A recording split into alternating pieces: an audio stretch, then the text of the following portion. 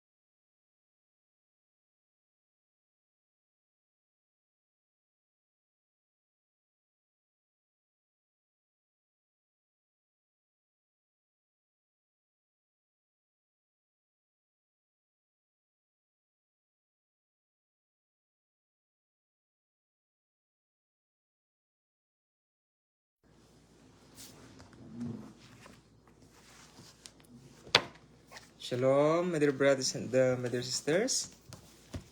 So tonight is Friday here in Canada. I mean, in our place.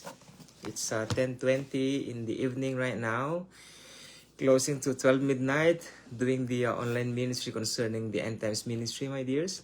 But for this 1.5 hour, my dears, I'll be sharing to you the part 3 of our series concerning Satan the devil. Our subject is not easy to make, my dears. It's not easy. It needs maturity and deep understanding about the Word of God, because we are not just talking about the Word of God, we are talking about Satan the devil, my dears. And if you're going to look at the nature of Satan the devil, everything that is written here is not enough concerning the devil, my dears. If we would like to know about the devil, we need extra biblical book. Likewise, if you are talking about God Elohim, this is also not enough. We need extra biblical book also concerning God Himself.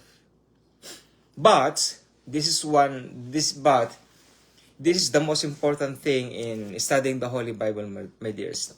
In terms of salvation, in terms of relationship to God Elohim, this is enough, my dears.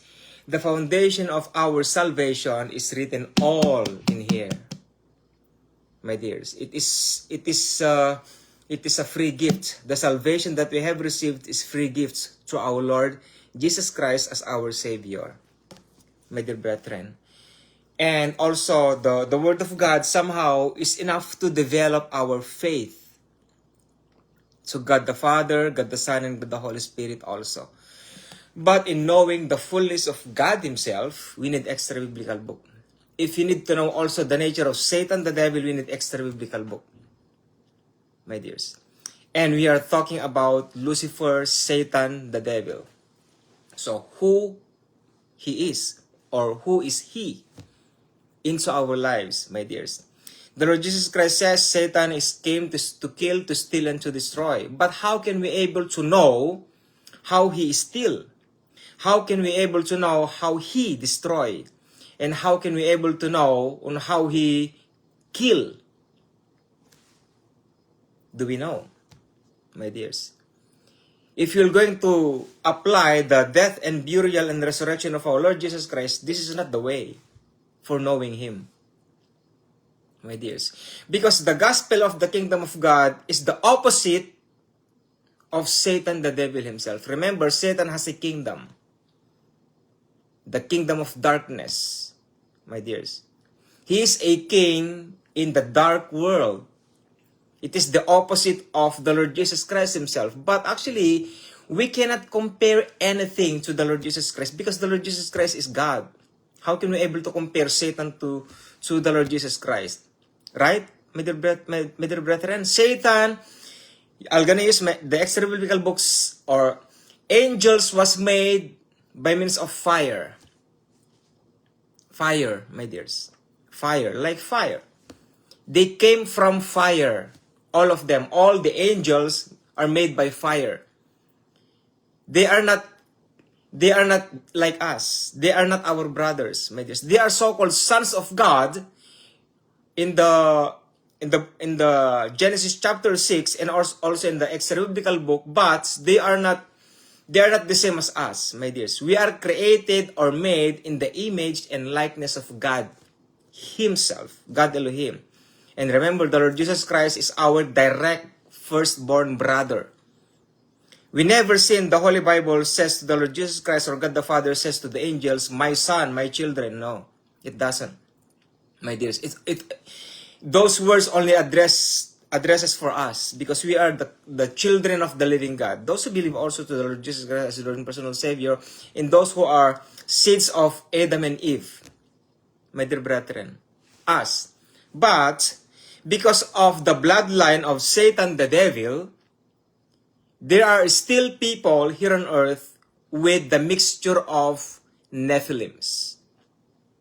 Mixture of angelic being and human beings. That's why if you're going to study the kingdom of God teaching of the Lord Jesus Christ, the sower saw a good seed, and in the evening somebody saw bad seeds or evil seeds. And when the morning came, when the servant saw, when they sprout out, all of them, he saw that they are not just only the good seeds grew to the field, but also the evil seeds.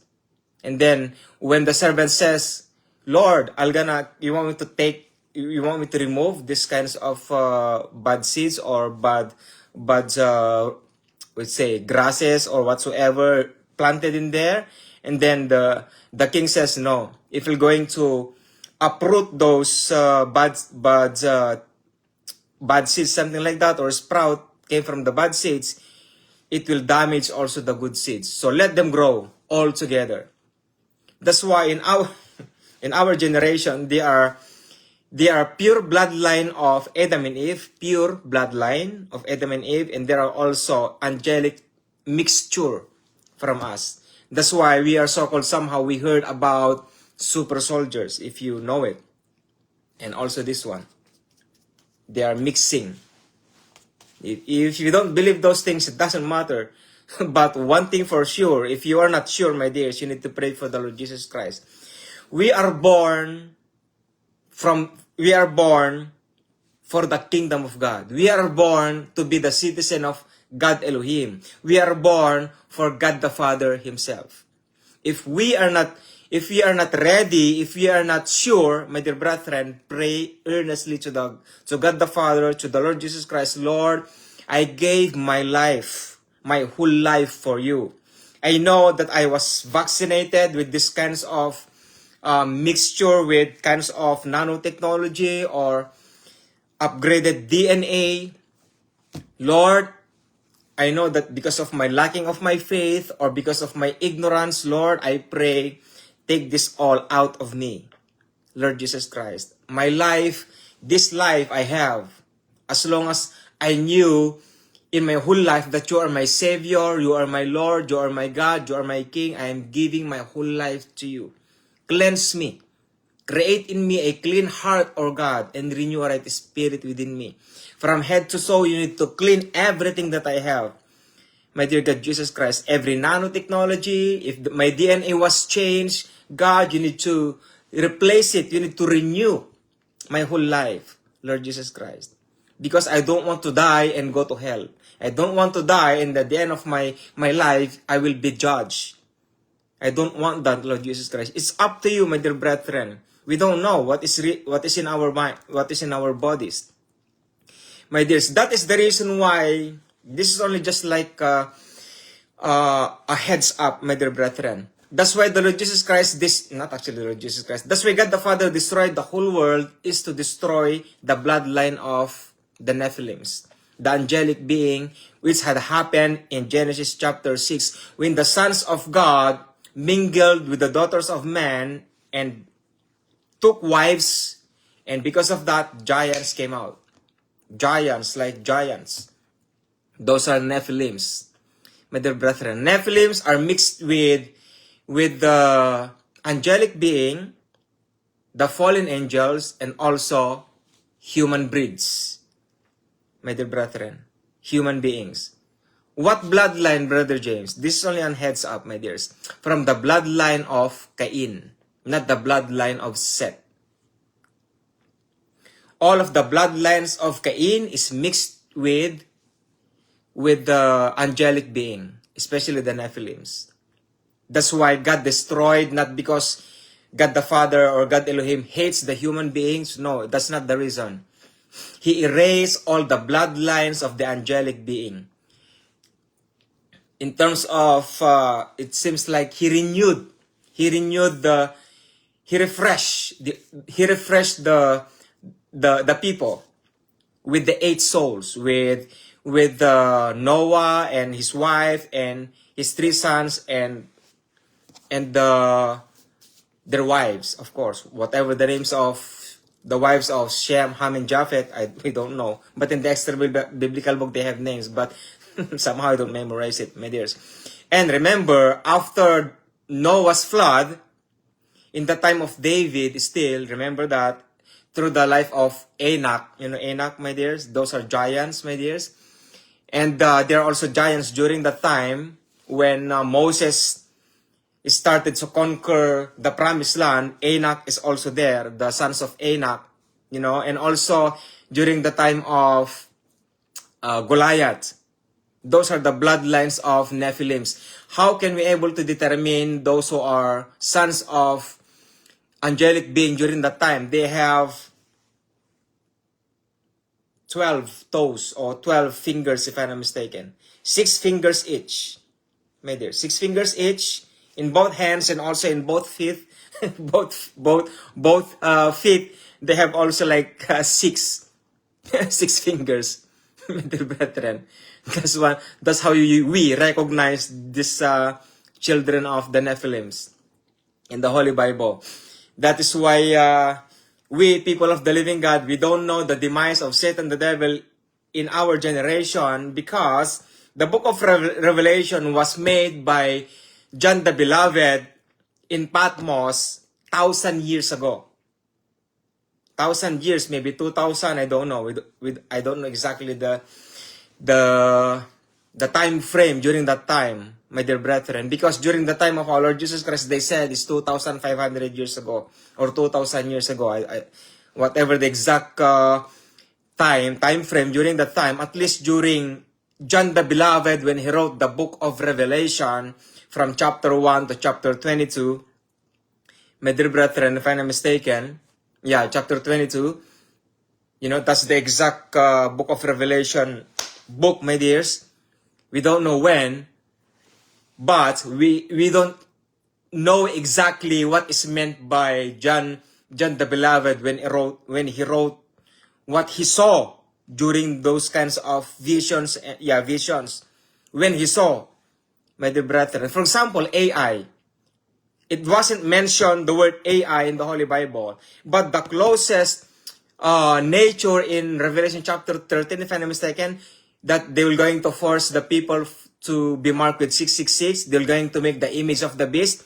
The closest one is AI, my dear brethren. That AI is mixed with human beings, and maybe we don't even know it, with the bloodline of Nephilims. We don't even know it. And also about electronics, mixture, kinds of. It's a perfect creation that no one can ever be, my dear brethren, made by human beings. It's a perfect creation that nobody can beat. Why, Brother James? Because that is the end times already. My dear brethren, I told you that one of the enemies of the gospel of the kingdom of God is what? Media.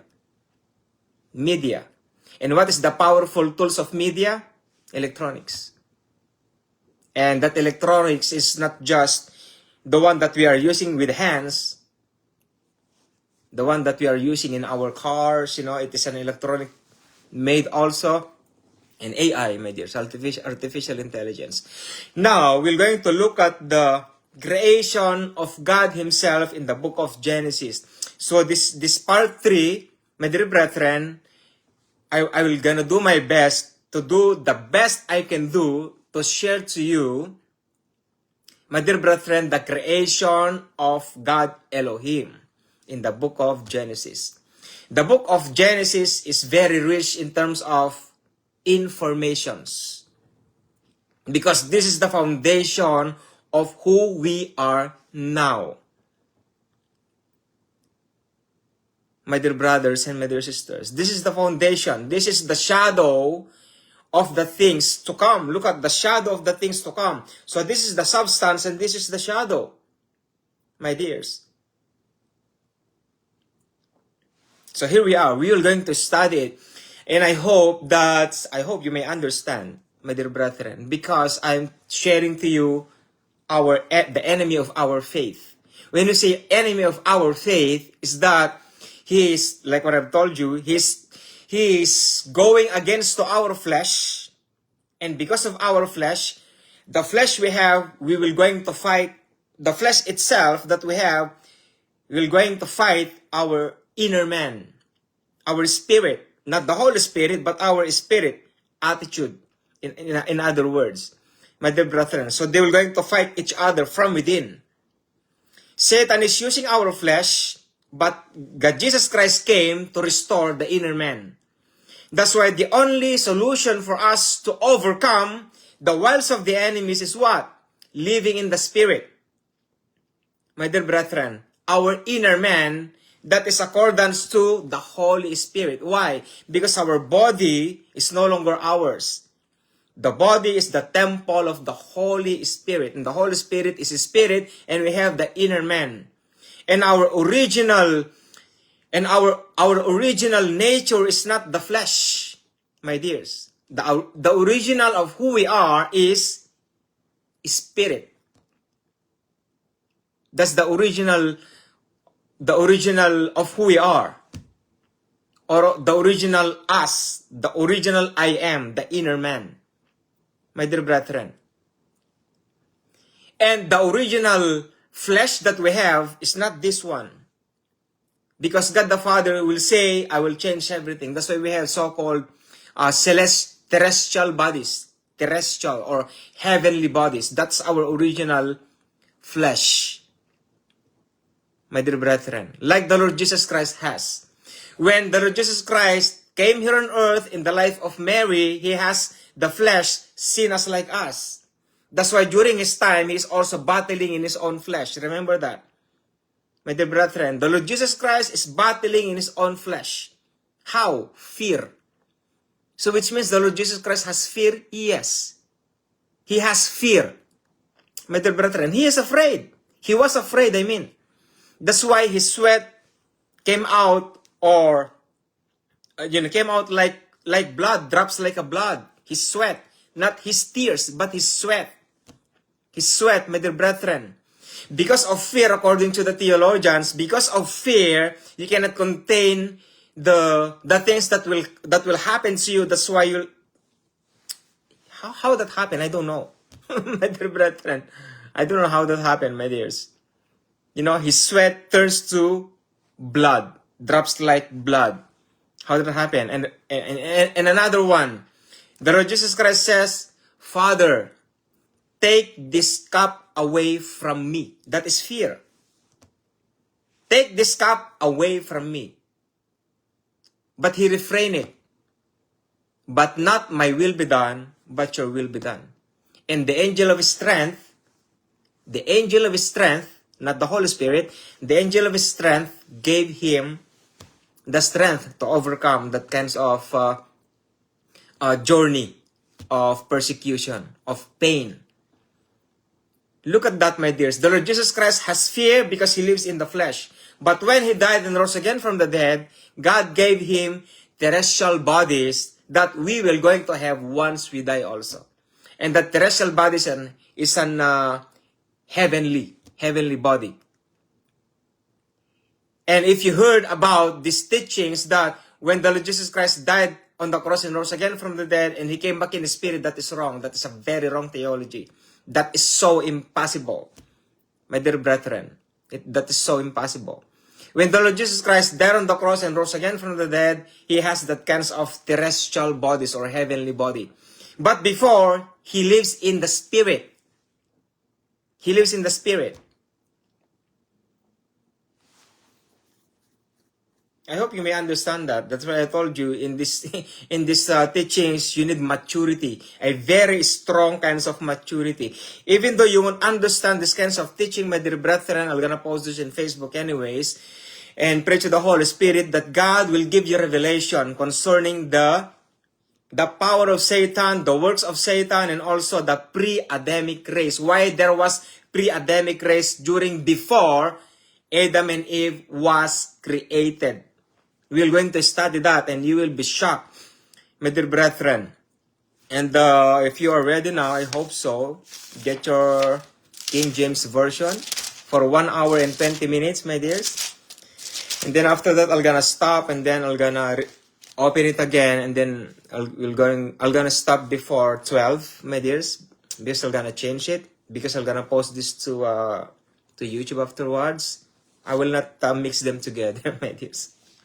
Alright, so if you wanna watch the online end times teachings, my dears, Just stay tuned later. So, open the Holy Bible in the first book of Moses called Genesis. Or in other words, Alpha. Or we call it in the beginning. The beginning. Genesis, the beginning. Alright? So, the creation. Look at this one, my dears. So, the title of this message is The Creation of God. My dear brethren. Alright? In Genesis chapter 1, in Genesis chapter 1, the first three verses has different kinds of life time frame or gap, my dears. Gap. So I'm gonna start, my dears. In the beginning, God created the heaven and the earth. In the King James Version, this is not actually heaven. It says heavens, my dears. Barashit bara Elohim et hashamayim behet haaretz. I memorized the one. That's a Hebrew word. Hallelujah. At least somehow I knew some Hebrew words, you know.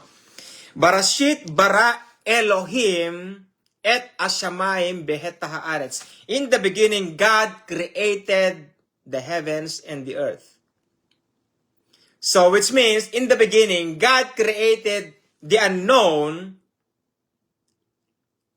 to known, which are the heavens and the earth. So, in this verse 1 of chapter 1, my dears, this is the so-called perfection. Perfect. What is meant by perfect, Brother James? Perfect creation. What else? I cannot explain furthermore about that, my dears. Because it says here, in the beginning, God created, past tense, the heavens, because the Hebrew word for heaven is Elohim. And the original meaning of Shamayim. Shamayim is a plural word which means heavens. You've heard that many times, my dears. So, in this kinds of manner, the word heaven here is actually wrong. Maybe because of type kinds of error. When they type it, they forgot to put S. Excuse me, Lord, sorry. Okay, in the beginning, the word God here is Elohim. Excuse me, Lord, thank you. In the beginning, God or Elohim created the heavens and the earth. That's why there's only three God was mentioned in the Holy Bible. God the Father, God the Son, God the Holy Spirit.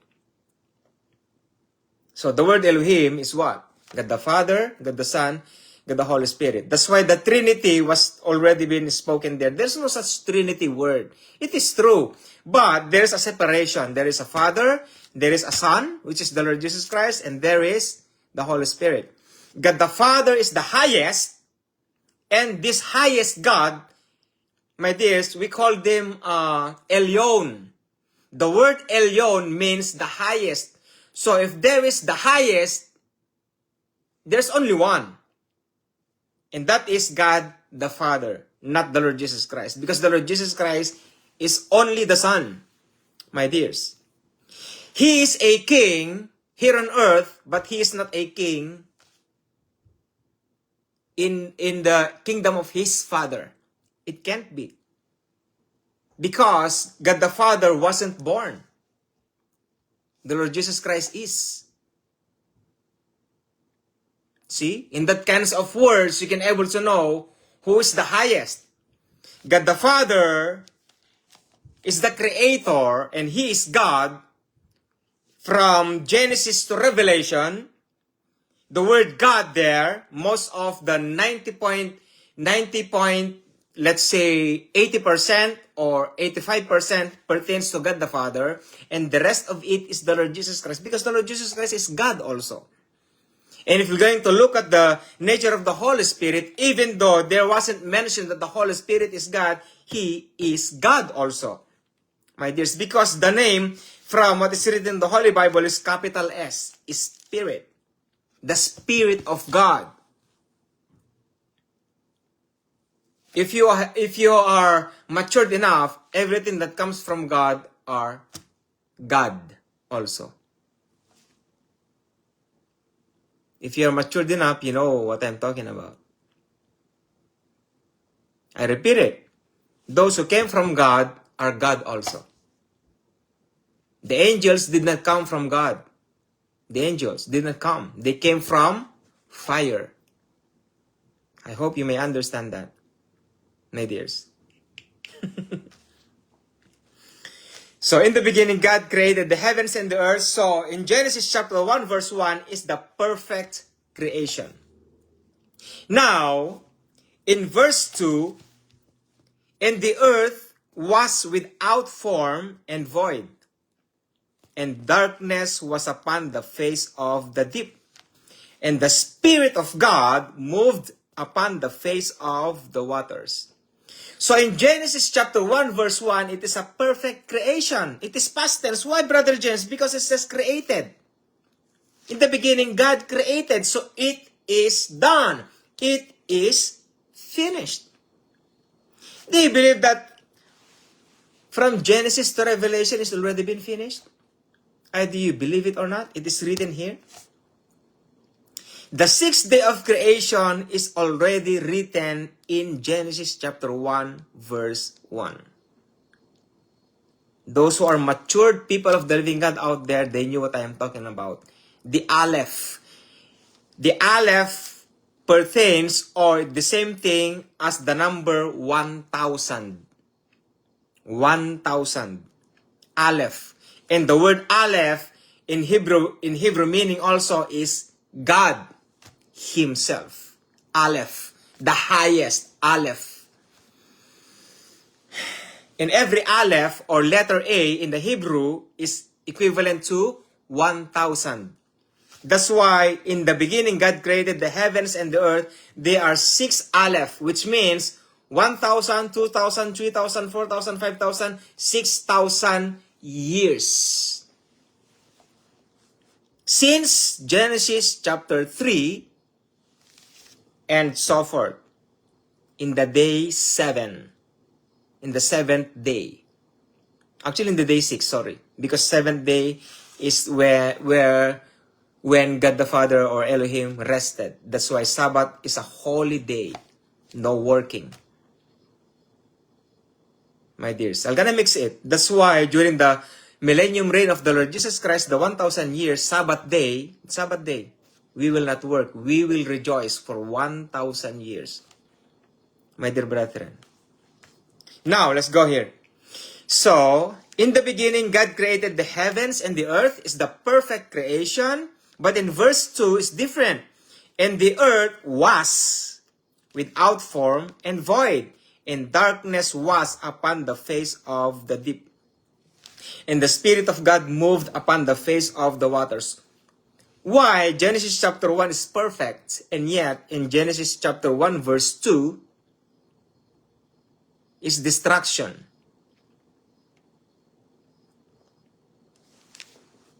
If you have a pen, my dear brothers and sisters, write it down. Because this is one of the theologies. The foundations of our spiritual lives. My dear brethren. Not just because you are saved, my dears. That's not like that.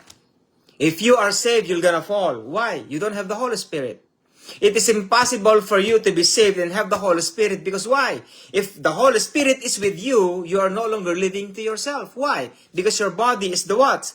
Temple of the Holy Spirit. So if you are the temple of the Holy Spirit because you believe the Lord Jesus Christ as your Lord personal Savior, how can you grow in the faith? What you're going to do? Isn't it?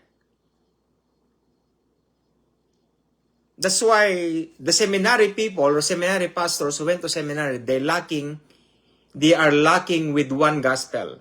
And what is that, Brother James? The gospel of the kingdom of God. And that is the Holy Spirit.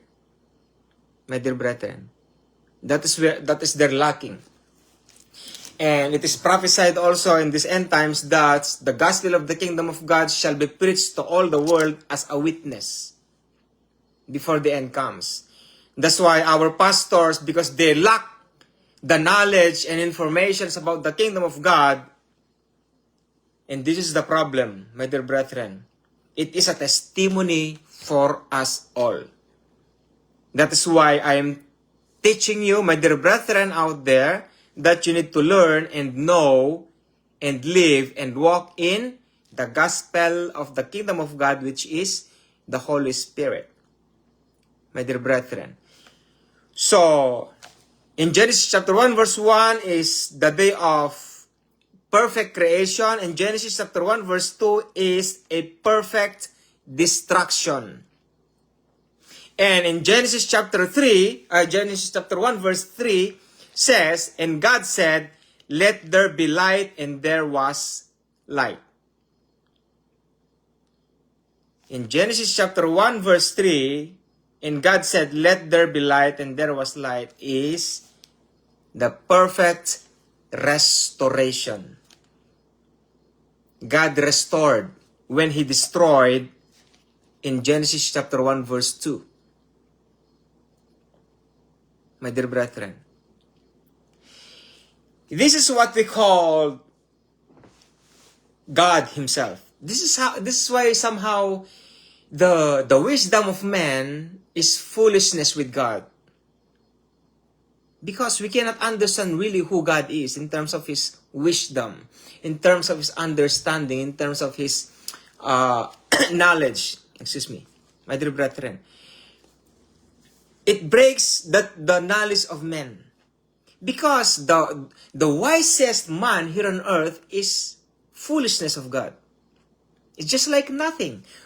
The wisdom of man, it cannot even reach out the 1% or 0.00001% of the wisdom of God Himself. Why, Brother James? Because of the fall. Because of the fall. Because of sin, my dear brethren. Because of sin. Now, so Genesis chapter 1 verse 1, Genesis chapter 1 verse 2, and Genesis chapter 1 verse 3 is perfect creation, perfect destruction, and perfect restoration. My dear brethren. Now, the question is this one. What happened between verse 1 and verse 2? That is a very, very good question. I know that you're going to ask me somehow, so what had happened, Brother James? If there's a perfect creation, perfect destruction, and perfect restoration, how did that happen, Brother James? So what happened between verse 1 and verse 2? Let me see those who are, because I can see some comments here in some cases, my dears. Let me see. Oh, see? Brother Integer, congratulations, Reverend Pastor. Shalom, Reverend Pastor. No doubt that the foundation of salvation is always by. Shalom, brother, Sister Karen, Brother Gab. See, my dears, I cannot see those comments here. That's why when I finished the online ministry, I was surprised that there are commentators in the online, my dears. Wait for a second. Oh Lord, thank you. Almost. Because I want to see some comments, my dears. Because if you have some questions or what do you call it? Bashers out there, I cannot able to see. Wait for a second.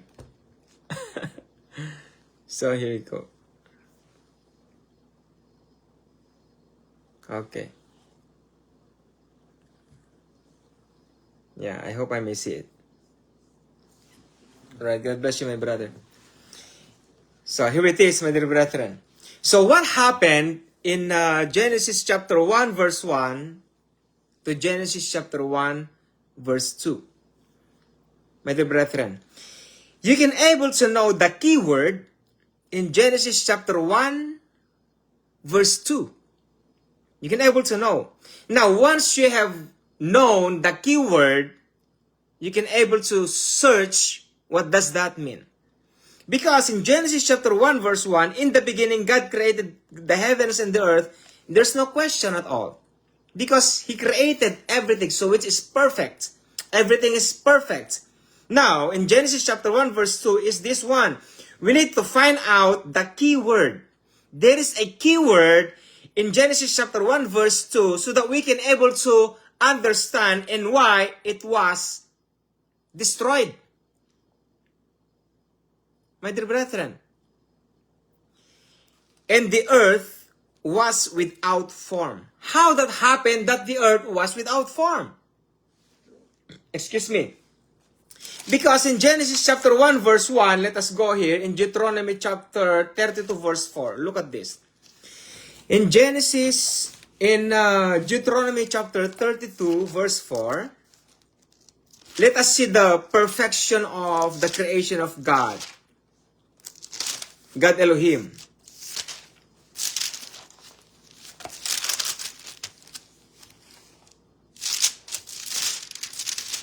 We need to be bookish here, my dear, so that we can able to know where it came from. Look at this. He is the rock. His work is perfect, for all his ways are judgment, a God of truth, and without iniquity, just and right is he. Look at that, my dears. He is the rock. The rock of our salvation, isn't it? He is the rock. His work is perfect. So, no question about it. So, when it says, in the beginning, God created the heavens and the earth, so it is perfect, isn't it? So, no question about it. So, in Deuteronomy chapter 32, verse 4, His work is perfect. So, that's one thing. Now, in Isaiah chapter 45, verse 18, Isaiah 45, verse 18 says, I am sharing to you Genesis chapter 1, verse 1. Why God says, in the beginning, God created the heavens and the earth. And we found out that in Deuteronomy chapter 32, verse 4, His work is perfect. Now, in Isaiah chapter 45, verse 18 says, For thus saith the Lord that created the heavens. See? Shamayim. Isn't it, my dears? So, we need to correct the King James translation in Genesis chapter 1, verse 1. In the beginning, God created the heaven. So, it's not actually heaven, but heavens.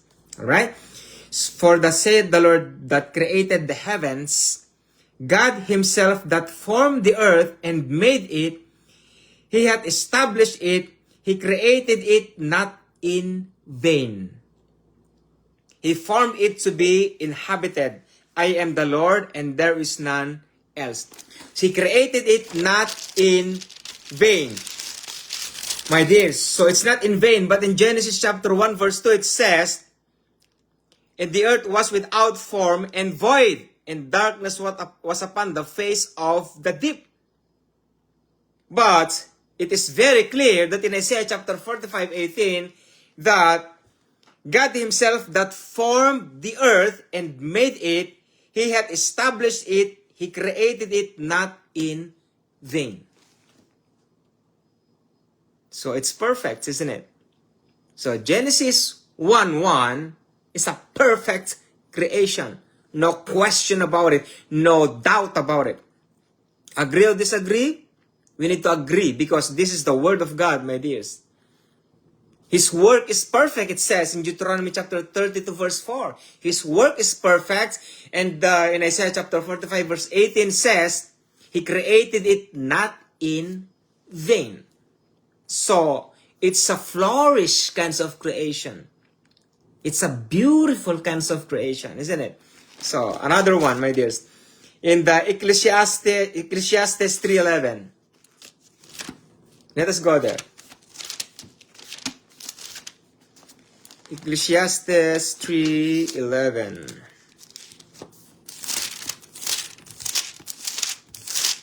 Where's the Ecclesiastes, Lord?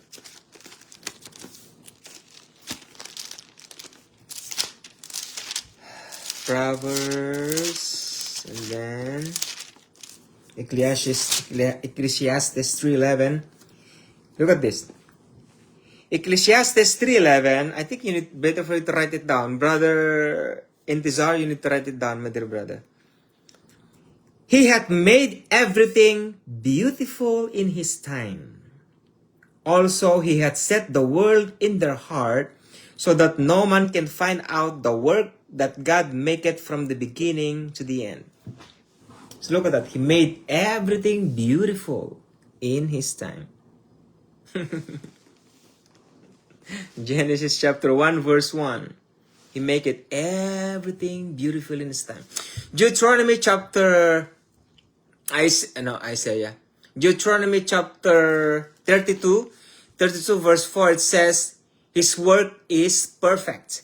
And then in Isaiah chapter 45 verse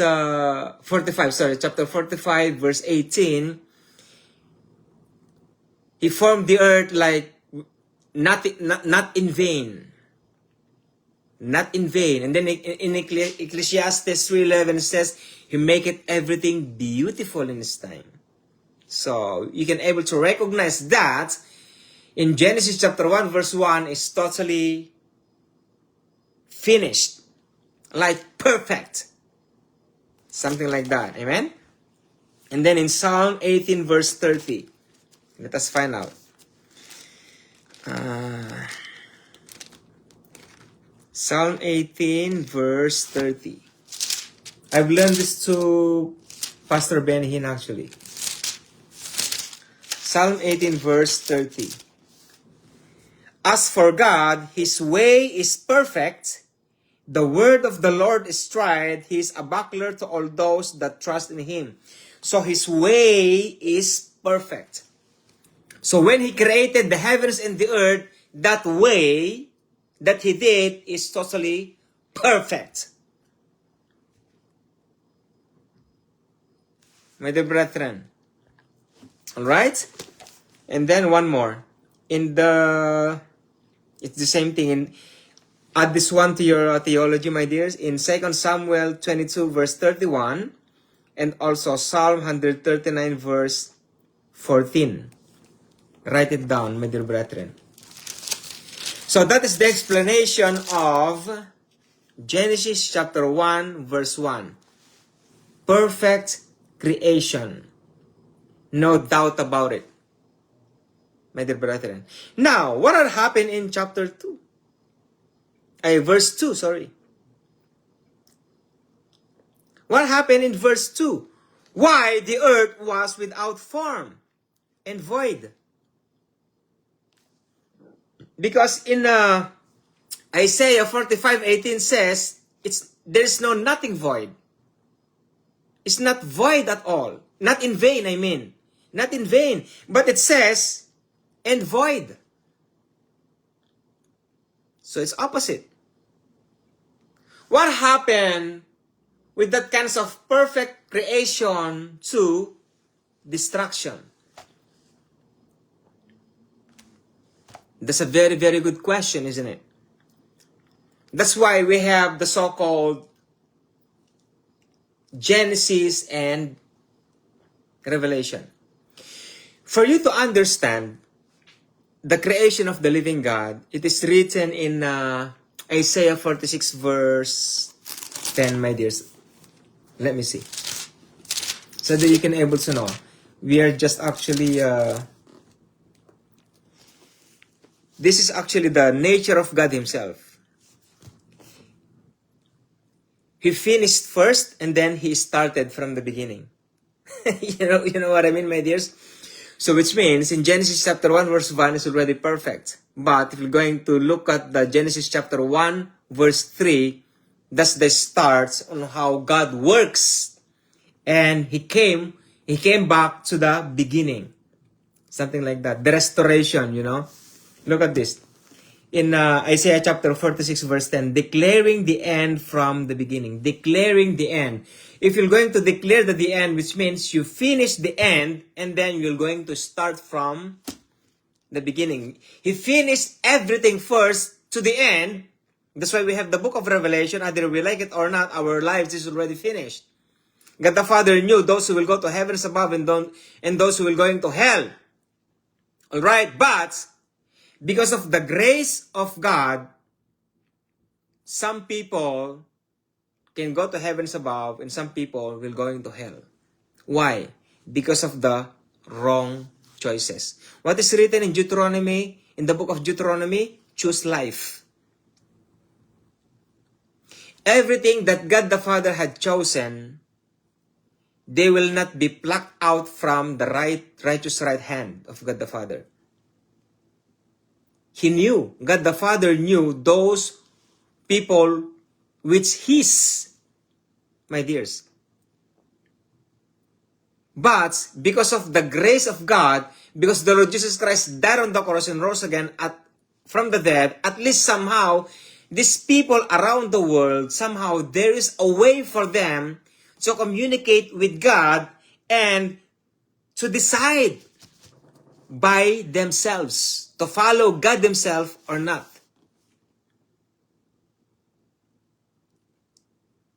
That's why when the Lord Jesus Christ says, those who are first last and those who are last first, there is a separation, my dear brethren. There are people of the living God who are born in the kingdom of God already. When they believe the Lord Jesus Christ as their Lord and personal Savior, by the Holy Spirit, they knew, God the Father knew who they are. But because there are people who are really messing up to their own lives, because they are enjoying, until now, my dears, there are a lot of Christians are enjoying themselves. So here comes the gospel of grace. That's why the gospel of grace is a place wherein it is a decision making. Either you want to live in the kingdom of God or either you're going to stay to the grace of the living God. That's why those who are staying in the grace of God, they are afraid to repent and to give their weaknesses to God Himself. That's why many of the Christians under the grace of God are going back to their old self. And they never touch the nature of the Holy Spirit. They never touch it. Because once a person who has the Holy Spirit, they are His. Remember that. That's why if we are living in sin, it is impossible that the Holy Spirit will live in us. It is impossible. Because once the Holy Spirit lives in you, you are so-called born again. Because why? All things are passed away, behold, new things has come. And that is by the power of the Holy Spirit. That's why from Genesis to Revelation, God the Father knew already those among the people that He owned. That's why it says, declaring the end from the beginning. And from the ancient times, the things that are not yet done, saying, my counsel shall stand, and I will do all my pleasure. Declaring the end from the beginning. So I finished the book of Revelation. Now I'm starting from the beginning. I finished everything. I hope you may understand that. So which means the Genesis chapter 1 verse 1 is already finished. Like what he had said in Isaiah chapter 46 verse 10. Declaring the end from the beginning. Now, for us to understand the nature why everything is in chaos, we may able to understand, or we may able to find, and it is written in Genesis chapter 1 verse 2. And the earth was without form and void. What happened? What happened during that time? And darkness was upon the face of the deep, and the Spirit of God moved upon the face of the waters. Why from perfect creation became a perfect destruction? You can able to insert Satan in this kinds of theology, in this kinds of teaching, my dears. Something happened in heavens above and also on the earth. If you're going to study the epistle or the epistles of Peter, we are living in the old world. There was an old world before, And that is the pre-Adamic race during the time of dinosaurs. The very huge kinds of trees. Have you seen those trees, my dears? Those petrified kinds of animals and also human beings. My dear brethren, do you believe that? Petrified, my dears? Million years ago, it happens like that. We don't even know the distance between Genesis chapter 1 verse 1 and Genesis chapter 1 verse 2. We don't even know it. Either billions or trillions. That's why the scientists found out some fossils, found out some petrified kind of thing, and even some kinds of what do you call it? Computers or even cell phones, my dears. Do you believe that? And even trees, like very huge kinds of trees, miles away of trees, kinds of. Like in a certain nation, in a certain country is a tree, petrified tree. You know the Devil's Tower?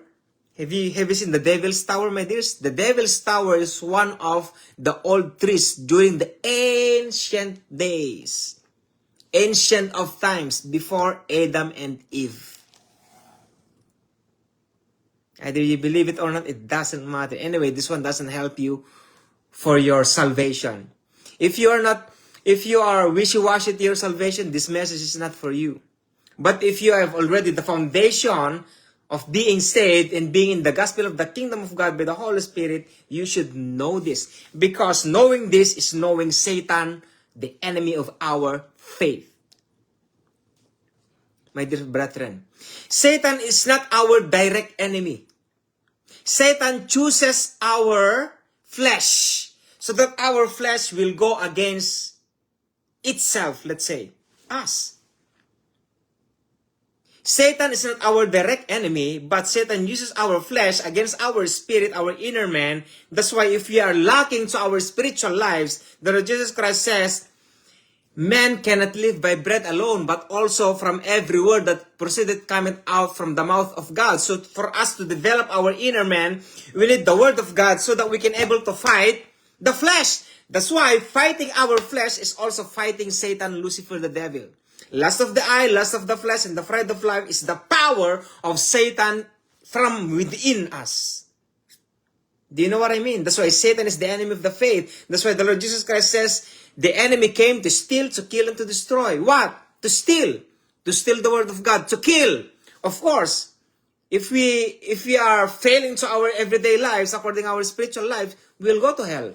And to destroy what? Destroy our lives, our livelihood, our families, our works, whatever we touch will be damaged because we don't have the nature of the Holy Spirit.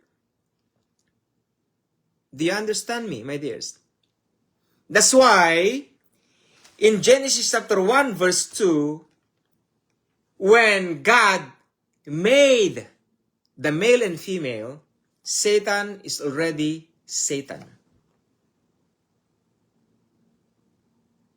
Do you understand me, my dears? So which means, in terms of creation, He knows who we are better than ourselves knowing of who we are. If we think that we knew ourselves, we are wrong.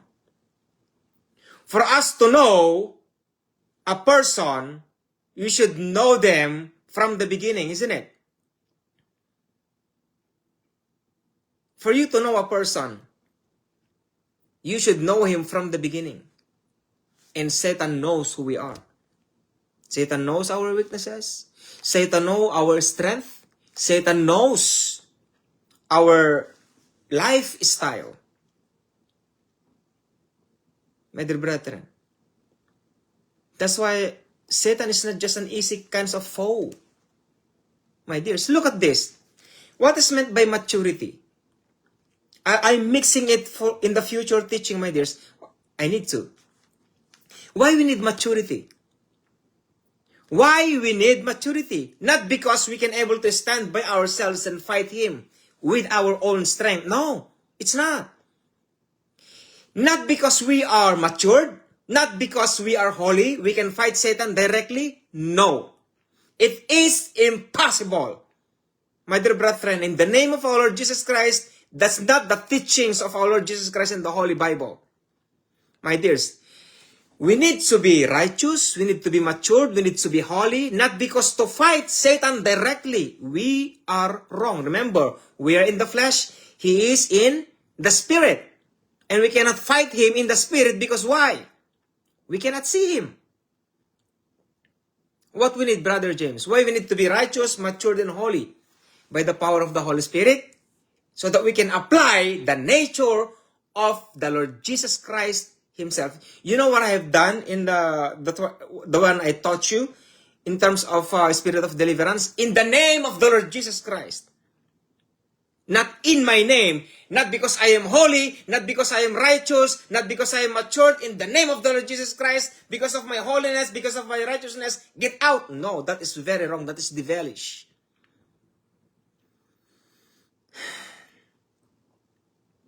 That's why the word of God is two-edged sword. For the word of God is quick and powerful and having double-edged sword. What does that mean, Brother James?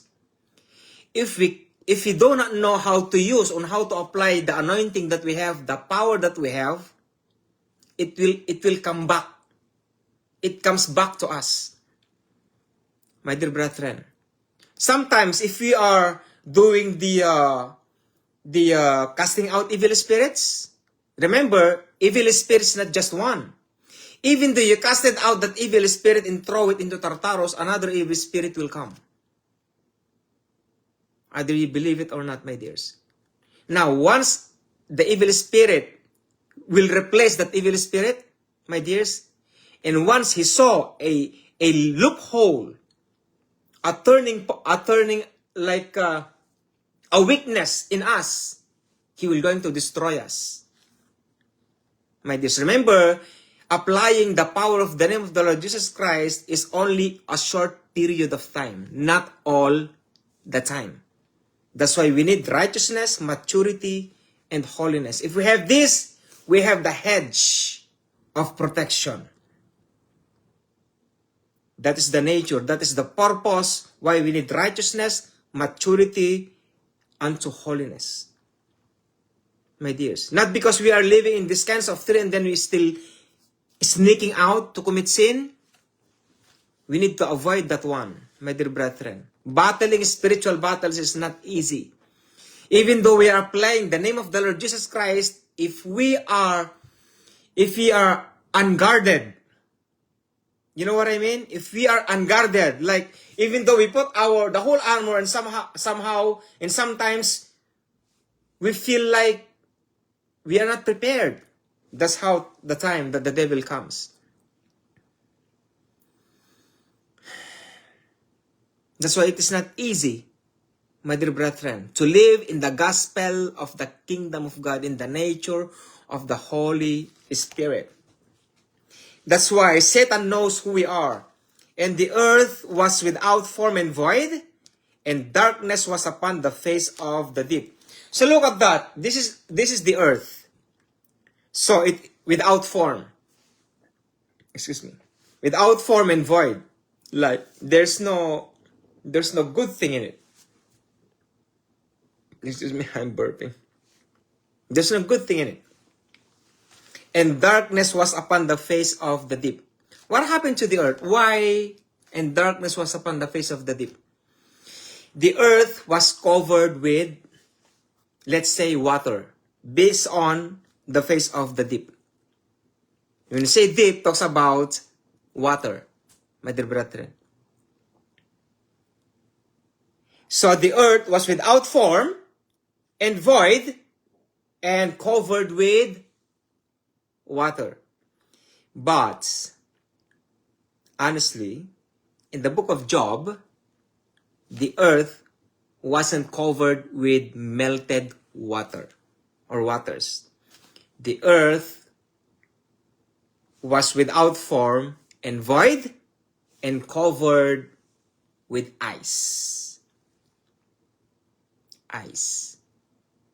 My dear brethren, it is written in the book of Job. So that's the image of the earth in the perfect destruction. Now, what is the key word in Genesis chapter 1 verse 2? The key word in Genesis chapter 1 verse 2 is the word was. Think about that. Was. If you're going to stay, the word was here, and darkness was upon the face of the deep,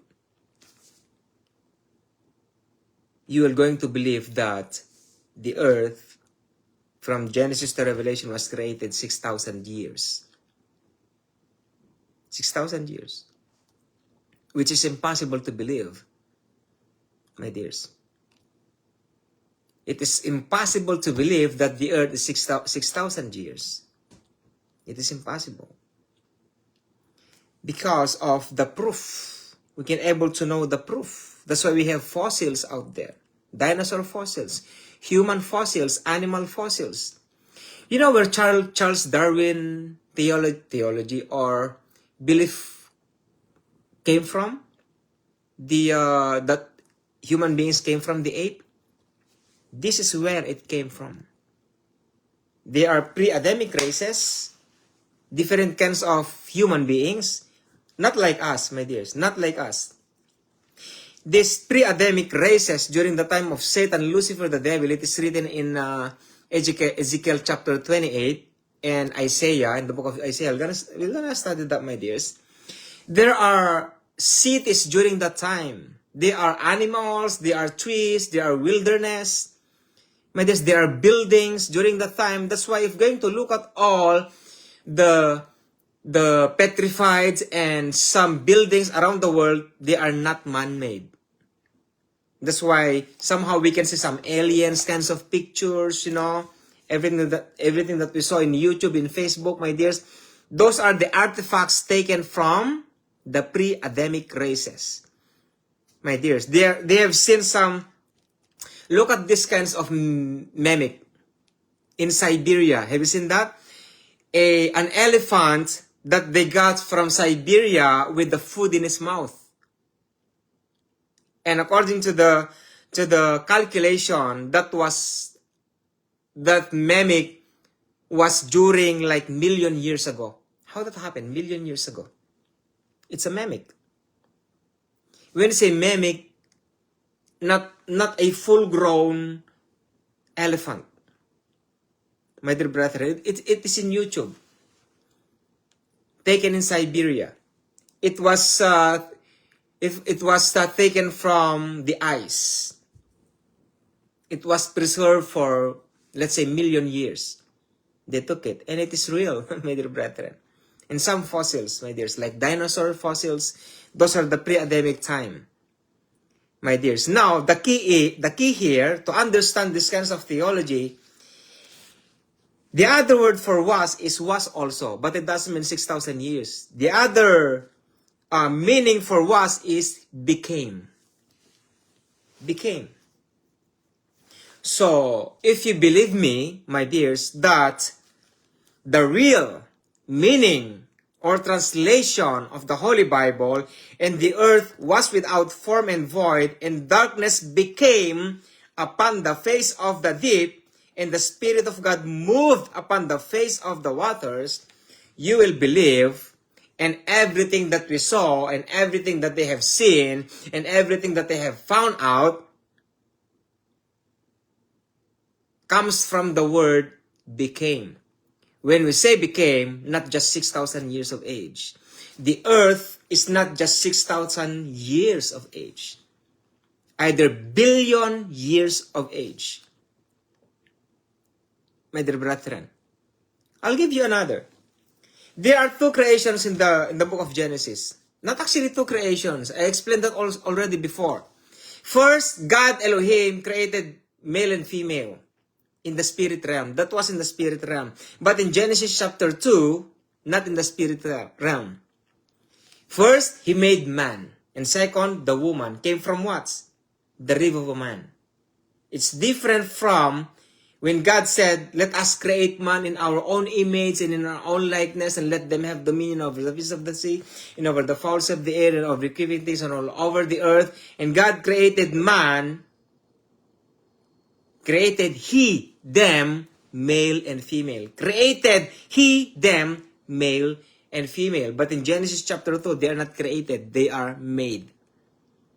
In Genesis chapter 1, they are both created, my dears. Like in the same time. Like that.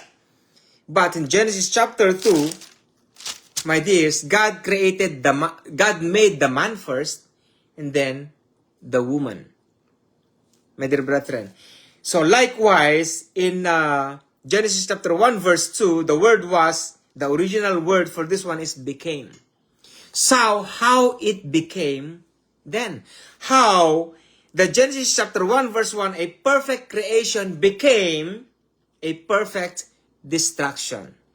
And the answer is during the time of the rebellion of Lucifer, the devil. He is the reason why. Look at that. 1/3 of the angels. 1/3 of the angels. What is 1/3 of 1,000%? 75. I mean, not 25, sorry. 25%. So 25% rebelled. Again, no, not 25, Lord. What is that? Actually, 1/3. Like 1/3, not 25 is like... no, it's not 25, my dears, because they are 4 out of 4. But 1/3, so it's beyond 25%. Maybe it's hard to compute that one, but think about it, because there's a point out of it, right? So 1/3. So 1/3 of the creation of the holy angels without the human beings, because human beings are not part of it, my dears. So 1/3 of the angels of the living God, 1/3 of them rebelled against God. So how many of them? Like billions of angels of God's creation fell or war against God Elohim.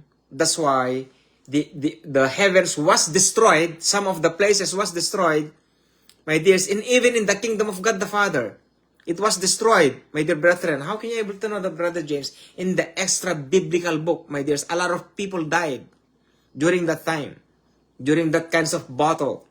Remember Angel Michael, he has a sword, right? So what is meant by sword? That sword is an heavenly sword. That sword kills, my dear brethren. That sword kills. So 1/3 of the angels fought against God Elohim, my dear brethren, and they damaged the whole creation of the living God in heavenlies, and also the earth. The earth is the destruction of Lucifer, the devil. Every creation, my dear brethren, was destroyed. And some of the inhabitants of the earth during that time, they flew everywhere in the heavenlies. That's why in the Holy Bible says in Ephesians chapter 6, for we wrestle not against flesh and blood, but against powers, against rulers of darkness in this world, against spiritual wickedness in high places. Actually, there are 5 in heavenly places. These inhabitants somehow are the inhabitants of the old world or the ancient world before, during the Lucifer, the devil. How can you prove that, Brother James? Wait for it.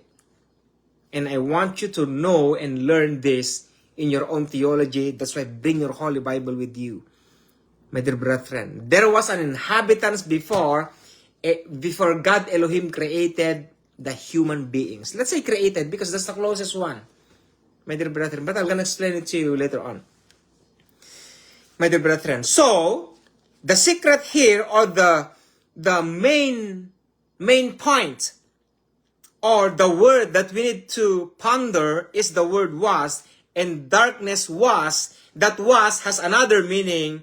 The other meaning for was is became, my dears. So became, if you believe that the word became, everything that we have seen around the world are truth. That one of the fossils petrified, my dear brethren, are million years ago. Those are facts, my dear brethren. Have you seen a picture, or have you seen in Google those who are miners of coal? You know coal miners? They believe those people are coal miners. They saw a tree with cutted at the, like, there was a stump of a root in the middle of, like, I don't know how many thousand feet from the bottom, from the earth, from that kinds of coal mine.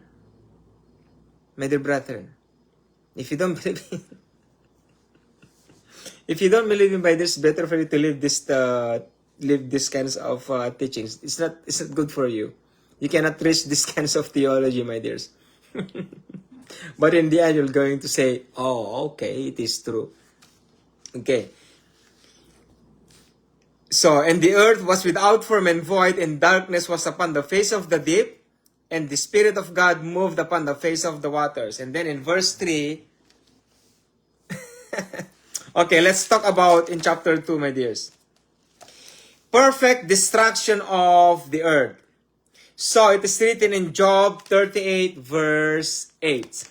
I hope, Lord, I can finish this for 30 minutes. So, let's go to Job 38.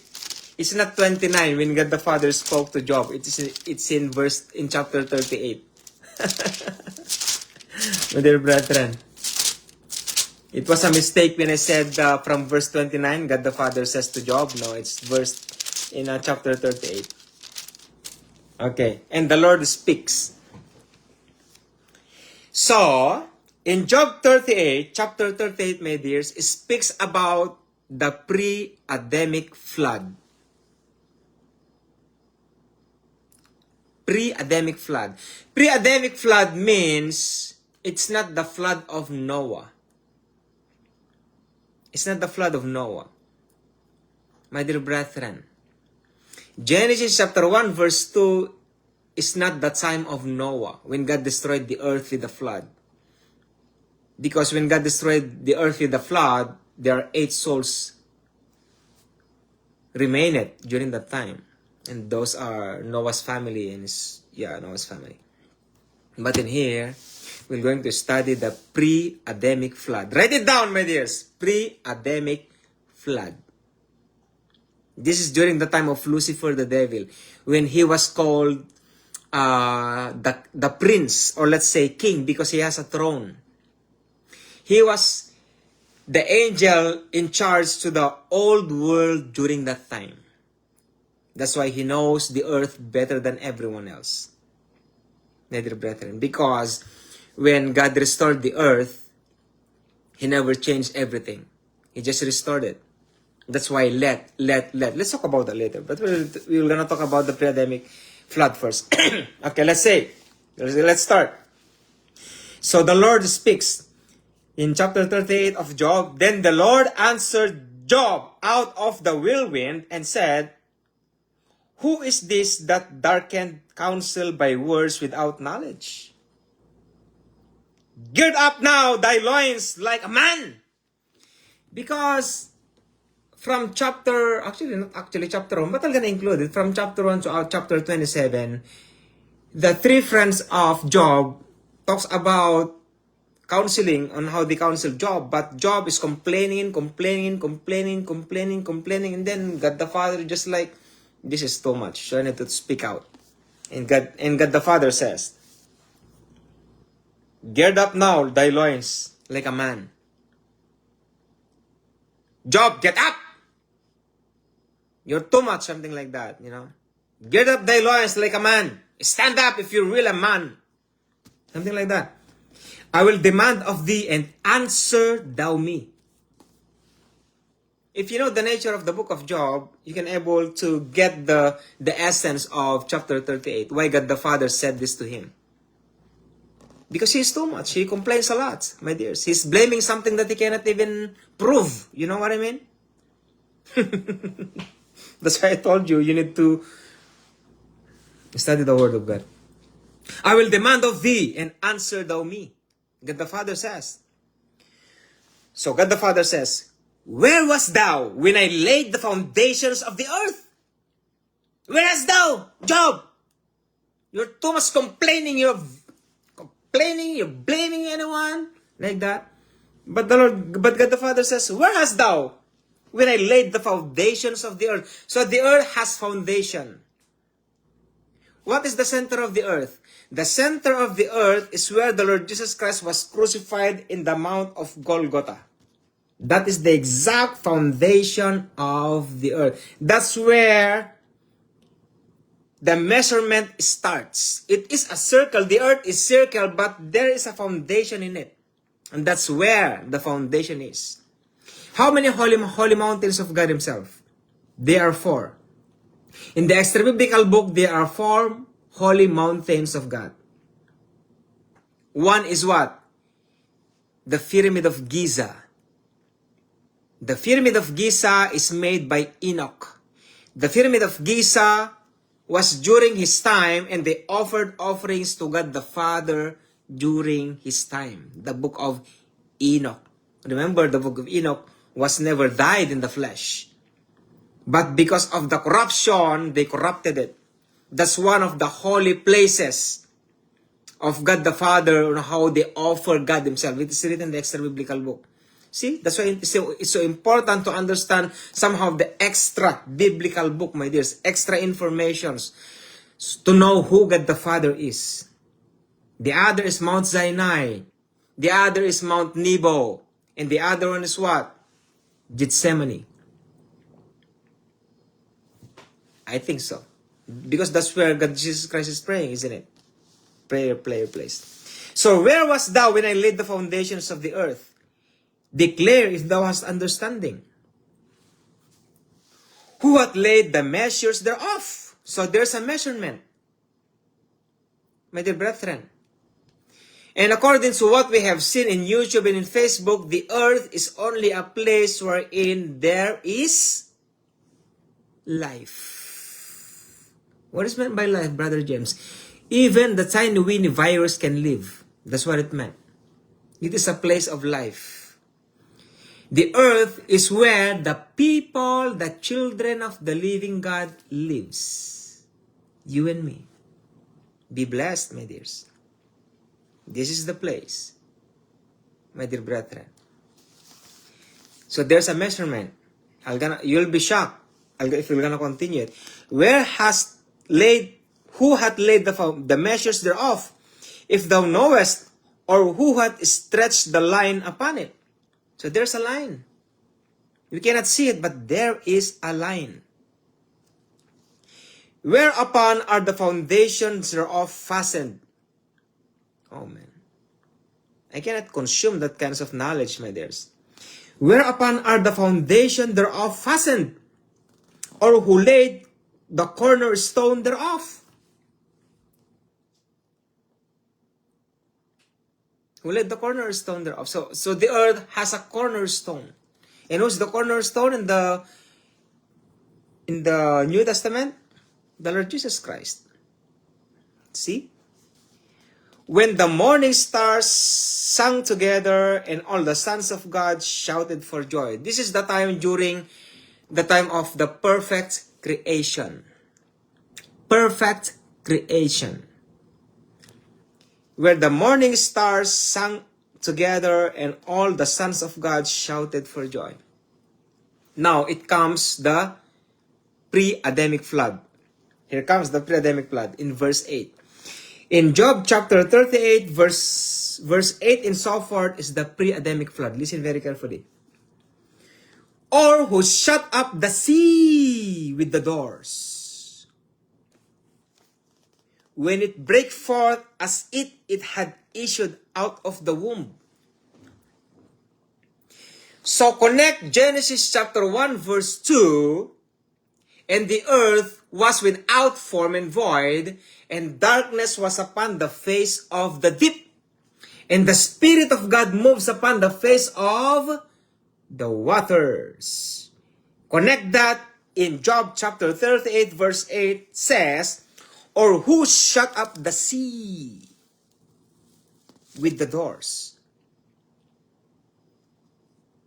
when it brake forth as it had issued out of the womb. So it happens like a woman giving birth to a child. It is sudden kinds of destruction. It is sudden. That's why those women out there, they knew What is meant by this? Because you are the one who carries babies, right? You are the one who carry babies. So you know where that one, where the time that the baby will come out. It is sudden kinds of, sudden kinds of move of the baby from the womb. Or who shut up the sea with the doors when it brake forth as it had issued out of the womb. So look at that. So the earth is covered with water, and somehow there is a connection with the so-called door. So what is the connection of that door? In the heavenlies, there are doors. But in the physical eyes that we have, we cannot see it, my dear brethren. So let's go further. Let's go deeper with this so-called pre-Adamic race. So the earth was without form and void, and darkness was upon the face of the deep, and the Spirit of God moves upon the face of the waters. So the earth has waters in it, and connecting to this one, it was shut up, the sea was shut up with the doors. So the waters was shut up with the doors. What had happened? Why it was shut up with the doors? Let us continue. When I made the cloud, the garment thereof. So look at that. When I made the cloud, the garment thereof. So there's a garment of the cloud. And thick darkness, a swaddling band for it. And break out for it made decreed place and set bars and doors. Excuse me. And said, hitherto, I will connect them, don't worry. And said, hitherto, shalt thou come but no farther, and here shall thy proud waves be stayed. Hast thou commanded the morning since thy days, and caused the day spring to know his place, that it might take hold of the ends of the earth, so there's an end of the earth, that the wicked might be shaken out of it, and it's turned as clay to the seal, and they stand as a garment. And from the wicked their light is withholden, and the high arm shall be broken. Hast thou entered into the springs of the sea, or hast thou walked in the search of the depth? Have the gates of death been opened unto thee, or hast thou seen the doors of the shadow of death? In verse 18, hast thou perceived the breadth of the earth? Declare it, thou knowest all. In verse 19, where is the way where light dwelleth? So there is a light where it came from. Where is the way where light dwelleth? That one speaks to the word Genesis chapter 1 verse 3. Let there be light. That light is not the Holy Spirit. That light is not our Lord Jesus Christ. That light is not God the Father himself. There is a so-called light, and that light is, listen very carefully, that light is alive. My dear brethren, is a living kinds of, I don't know, because there is no name of it. But in the extra biblical book, they call it light. Light is the light. The name of that light is light. Hast thou perceived the breadth of the earth? Declare it, thou knowest it all. Where is the way where light dwelleth? That answers the so-called Genesis chapter 1 verse 3, there shall be light. That light is not the sun. The sun was restored in day 4. Put that in your own theology, my dears. That light in verse 3, let there be light, that light is not the sun. The sun was restored, not created, restored in day 4. In verse 20, that thou shouldest take it to the bound thereof, and that thou shouldest know the path of the house thereof. Knowest thou it, because thou wast then born? Thou wasn't then born, or because the number of the days is great? Hast thou entered unto the treasures of the snow, Or hast thou seen the treasures of the hill? In the book of Enoch, you may understand what is meant by this. But I won't share it to you. It's too boring somehow. Which I have reserved again against the time of trouble, against the day of battle and war. It will come this coming end times, my dears. We're going to talk about that later on maybe. In verse 24, by what way is the light parted, which scattereth the east wind upon the earth? Now, here comes the pre-Adamic race. I need to read that to you, my dear, so that there is no gap. Alright? So that there is no gap. In verse 25, who hath divided a water course for the overflowing of waters? In verse 8 says, or who shut up the sea with the doors, when it brake forth as it had issued out of the womb. It connects to verse 25, the same chapter of 38. Who hath divided a water course for the overflowing of waters, or a way for the lightning of thunder? So during that time, there are water courses and there are thunders everywhere. Imagine that one. Because the earth was without form and void, and darkness was upon the face of the deep. So when God the Father destroyed it through the time of Satan, Lucifer, the devil, because of rebellion, there are thunders and the water is sprout out everywhere. The windows of heavens opened, like what had happened partially during the time of Noah. There's spring from the earth came out, and then from the waters from above came down. But this one is worse. Everything lies like it's really open. Everything. My dear brethren. Who hath divided the water course for the overflowing of waters, or a way for the lightning of thunder, in verse 26, to cause it to rain on the earth where no man is? Put that in your own theology. We are talking about a pre-Adamic race before God made or created Adam and Eve. And what one of the proof in this kinds of statement is in verse 26. Write it down. To cause it to rain on the earth where no man is. Or the wilderness. On the wilderness wherein there is no man. How come God the Father himself talked to Job wherein he know nothing about creation, and yet God the Father talked to him? Like talking to a wrong tree. Barking to a wrong tree. Sorry for the word, Lord, but that's the other word for human beings. You are barking to a wrong tree, something like that. What is the purpose of God the Father? Why God the Father said that? Did Job knows what is going on during that time? Where the sons of man shouted for joy? Do you think Job cares about that kind of stuff? When God the Father said, do you know the measures thereof? Who cares? You know what I mean? If God the Father is talking to me in that way, maybe I'm not paying attention. Because who knows? God has a purpose. Not to Job, but to us. In these end times. Why, Brother James? We are living in these end times. We will not be covered with the flood. We will not be covered with water. But we will be, not actually us, but the earth will devour with what? Fire.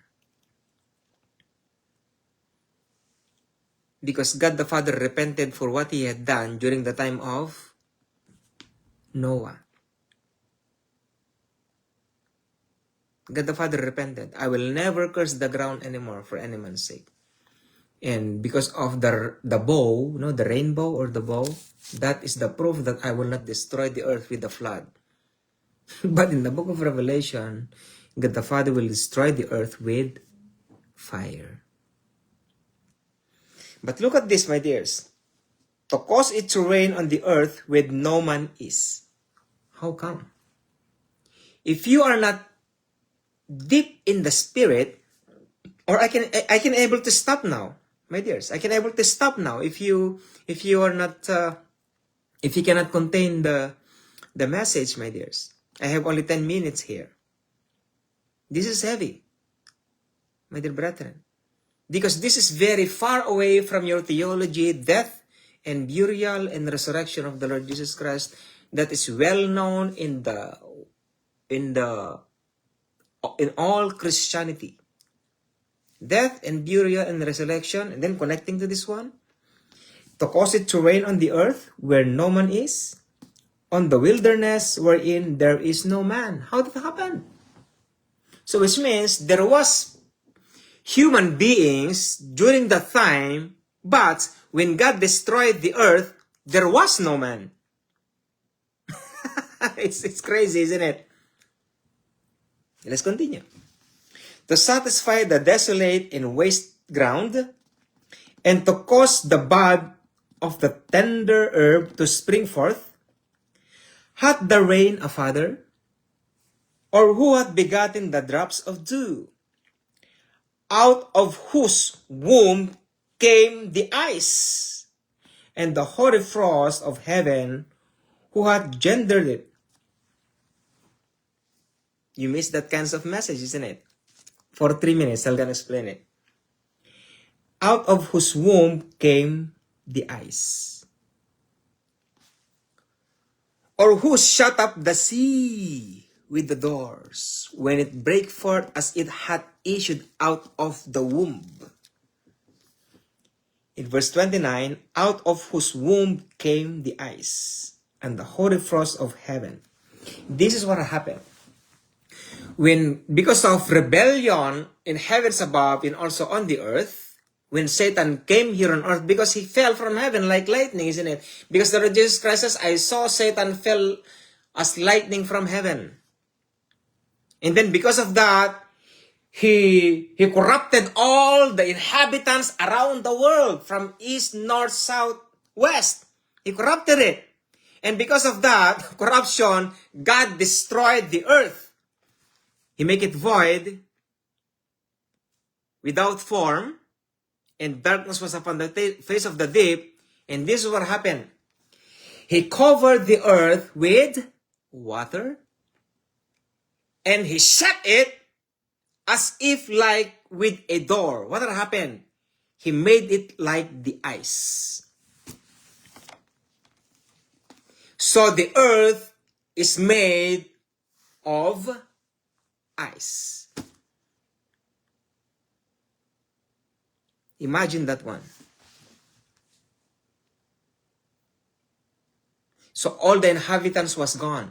When God did that, when he shut up the earth and covered it with water and made in a certain ice, like a woman giving birth to a child, like suddenly, and then he shut it like with a door, all the inhabitants was gone during that time. Where are they? They are everywhere. Are they still alive? Yes. That's why we have so-called, what is the word for that? Aliens. Reptilians. Reptilians, my dears, who eat human beings. And different kinds of aliens. How many aliens we saw that they are explaining in YouTube and Facebook? Do you think those are not real, my dear brethren? Do you think everything that we saw in televisions are not real? I will tell you the truth, my dear brethren. The word never lies. Either we like it or not, they are inhabitants during the time of the pre-Adamic flood or the pre-Adamic earth before God created Adam and Eve. Out of whose womb came the ice and the hoary frost of heaven. Who hath gendered it? The waters are hid as with a stone, and the face of the deep is frozen. I will stop right there.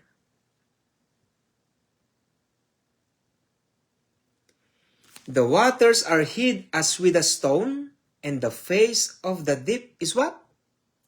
frozen. What happened in Genesis chapter 1 verse 2? And the Spirit of God moves upon the face what? The face of the waters. So the waters was frozen before the Holy Spirit moves. And the earth was without form and void, and darkness was upon the face of the deep. And the waters are hid as with a stone, and the face of the deep is frozen.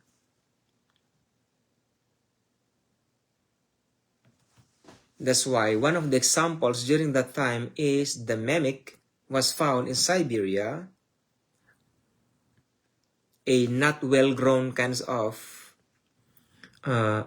like a baby, let's say, or more than a baby, of an elephant in Siberia. Go to YouTube, my dears. Elephant found in Siberia a million years ago. There's a picture there, and then it is also in a museum. I don't know where it is. I cannot go to Siberia just because of that, my dear. Somewhere, I don't know where it is. It tells to you that these animals was frozen during that time. Everything. Everything. My dears. So including these kinds of trees, like huge trees, petrified trees, was cut down. It is written in the book of Enoch. These huge trees. You know, the biggest snakes found in, I don't know where it is that, Lord. The biggest snakes, like half of the soccer field. It is true, my dear brethren. So that is what happened in Genesis chapter 1, verse 2. So I'm gonna give you 3 minutes, my dears, because I need to stop right now, and then I'm gonna continue for studying the end times ministry, my dears. And wait for a little bit. I'll be back, and then let's start from there. God Jesus Christ bless you all for our Bible study of part 3, the creation of the living God. Bye-bye for a bit.